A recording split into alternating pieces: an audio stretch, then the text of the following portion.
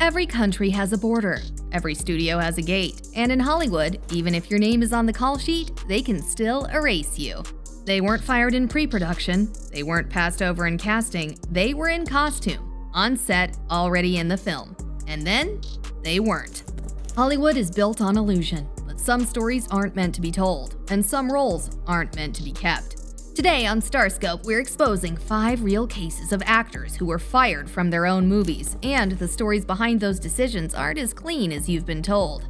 Because behind every firing is a power shift, behind every recasting is a ripple. These stories don't just reveal how actors lose roles, they reveal how studios protect stories, brands, and themselves.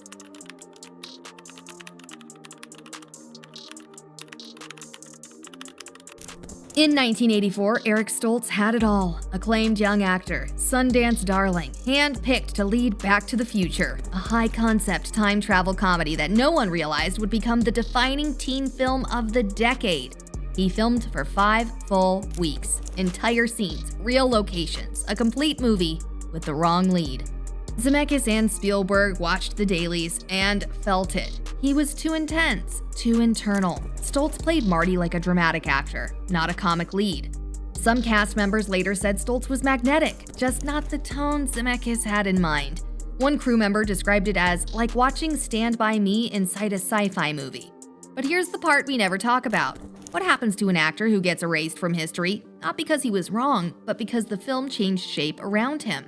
Eric Stoltz was fired, Michael J. Fox was brought in, and Back to the Future became a global phenomenon.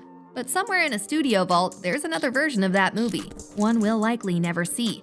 A version buried. Not for failing, but for feeling too real in a film that needed something else. One where Stoltz got there first.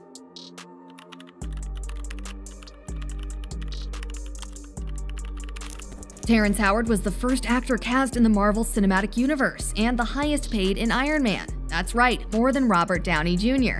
But by the time Iron Man 2 rolled around, Marvel was no longer the underdog. They were building an empire. And in empires, the budget follows the power. Howard says he was betrayed by Marvel and by Downey.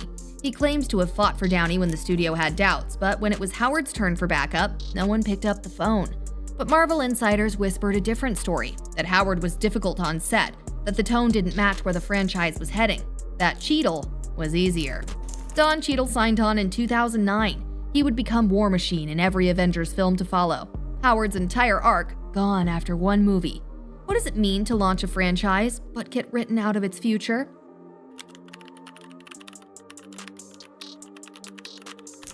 Megan Fox was a breakout star when she landed the role of Michaela Baines in Transformers. She was the face, the icon, the reason millions showed up. But by the 3rd film, she was gone. It was one quote, but it echoed like a grenade. Bay was furious. Steven Spielberg, the executive producer, allegedly advised Bay to fire her. Spielberg later denied that, but Fox was removed immediately. Some said Fox was ungrateful. Others said she was young, outspoken, and expendable. At the time, she was only 23, navigating the media spotlight, a controlling director, and the most testosterone-fueled franchise in Hollywood. Years later, Megan admitted she didn't handle it well. She said she felt isolated, attacked by media, unsupported by the industry. And let's be honest, after Transformers, her career nosedived. She was branded toxic, unprofessional, but looking back, in a post-#MeToo Hollywood, some now say she was just too honest too soon.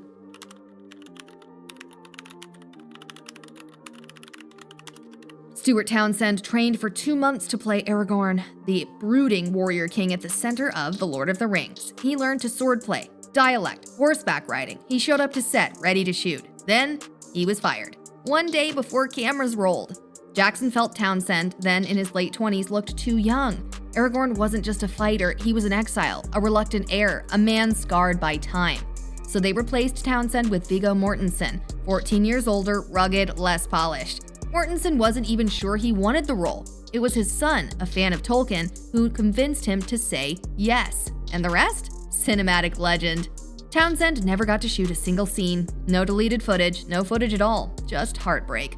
Mortensen became the definitive Aragorn, but in another version of history, Townsend didn't just wear the crown, he earned it.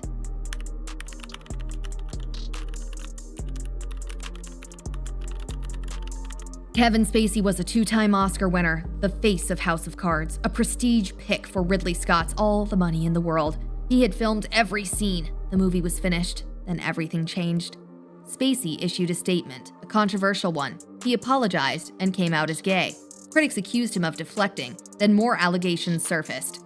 To many, it was justice. To others, it was trial by press release. Spacey was removed before any legal outcome, to protect the film, not necessarily to punish the man.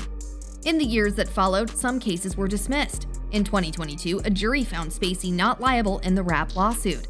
In 2023, he was acquitted in the UK, but the career? Gone. This wasn't just a firing, it was a cinematic deletion. A once celebrated actor, digitally removed from the narrative.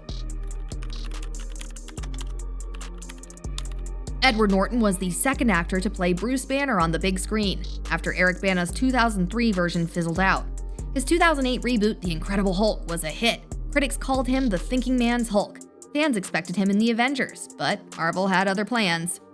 Norton says he cared about the character, that he was passionate, not problematic, but Marvel wasn't looking for a creative partner. They were building a cinematic army. Norton was never invited back.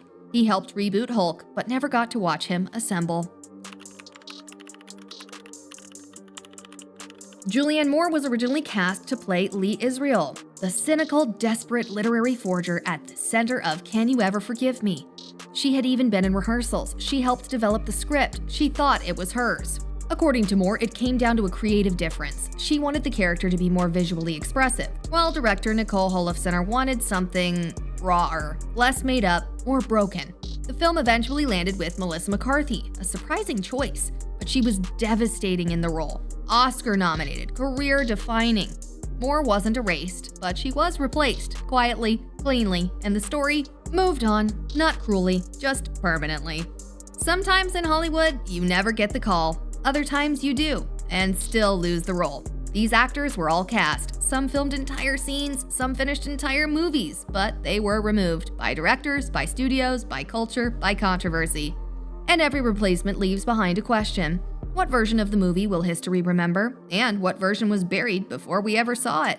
This is StarScope, where legends rise and sometimes vanish before the credits roll. Not in scandal, but in silence. Sometimes Hollywood forgets out loud, but other times it forgets quietly, on purpose.